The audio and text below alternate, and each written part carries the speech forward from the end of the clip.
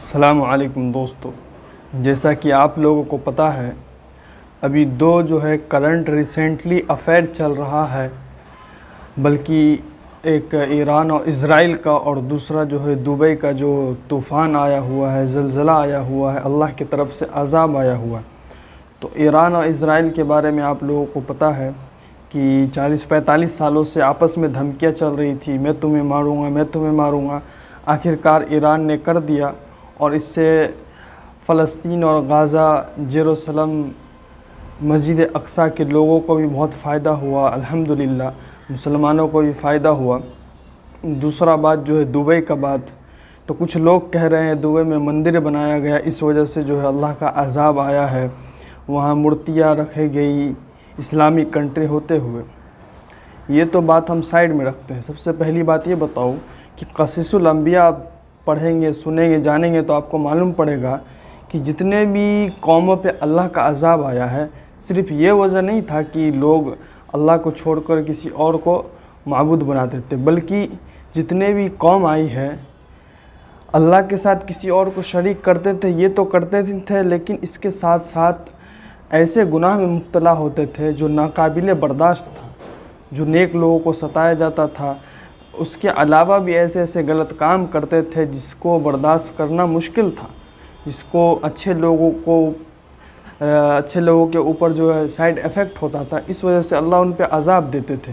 صرف ایک وجہ نہیں تھا کہ وہ شرک کرتے تھے، بلکہ بہت ساری فحاشی اور یعنی جیسے لوط علیہ السلام کے قوم کے بارے میں پتہ ہے، مرد میں جو ہومو سیکسول ہوتا تھا۔ قوم عاد کے بارے میں کہ اللہ کی اونٹنی کو جو ہے کس طرح سے قتل کیا۔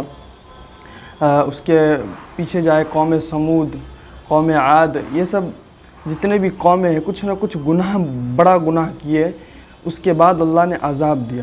تو دبئی کے اندر آپ جان سکتے ہیں، جو لوگ دبئی میں رہتے ہیں یا دبئی کا ڈیٹیلز معلوم ہے یا دبئی گئے ہیں، آئے ہیں، ان لوگوں کو یہ پتہ ہے کہ دبئی میں صرف یہ ایک شرک والا کام تو بہت چھوٹا کام ہوتا ہے۔ دبئی میں سب سے زیادہ فحاشی ہوتا ہے، اوریانی ہوتا ہے، پورنوگرافی ہوتا ہے، اسکورٹ کام ہوتا ہے، جو کہ عورت جو ہے ڈیل کرتی ہے مرد کے ساتھ۔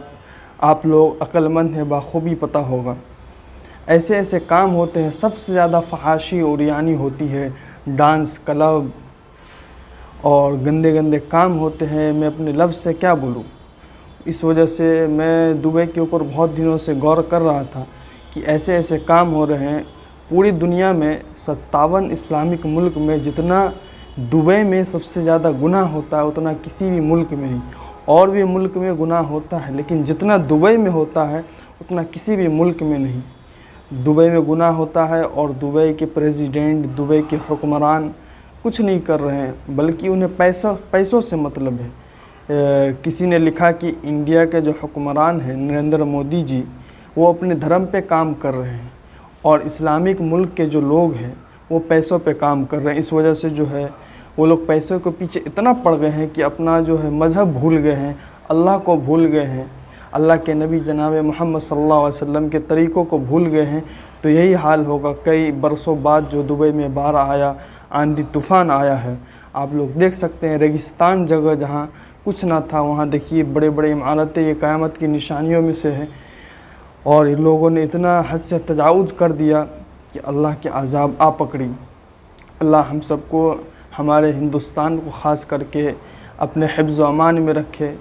اللہ ہندوستان کے مسلمانوں کی حفاظت فرمائے، فلسطین کے مسلمانوں کی حفاظت فرمائے، اور دبئی میں اللہ عافیت کا معاملہ فرمائے، دبئی کے لوگوں پہ اللہ رحم فرمائے، ان لوگوں کو اللہ ہدایت دے پھر سے نیک راستے پہ چلنے کی، تاکہ اللہ کا عذاب ٹل جائے۔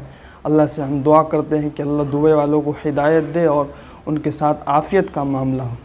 السلام علیکم ورحمۃ اللہ۔